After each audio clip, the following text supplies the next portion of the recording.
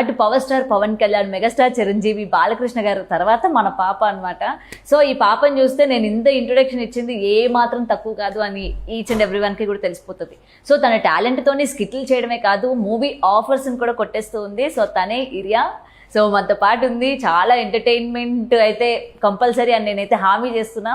So మరి మాట్లాడేద్దాం. ఇందా నుంచి చాలా వెయిటింగ్, మంచి చాలా పెద్ద భారీ గెటప్లో నా ముందుంది. కొంచెం భయంగా ఉంది, అయినా పర్వాలేదు, మనం మాట్లాడదాం.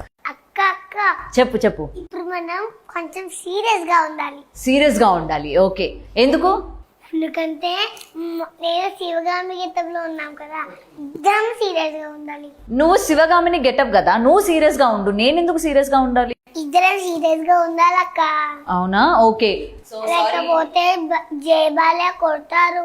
జై బాలయ్య కొడతాడా? ఏం కొట్టాడు? నేను జై బాలయ్యకి ఫ్యాన్ కదా, చెప్పుకుంటాను నేను వెళ్ళి. కొడతారు అక్క, అందుకని సీరియస్ గా ఉందాం మనం. యా, సీరియస్గా ఉందాం.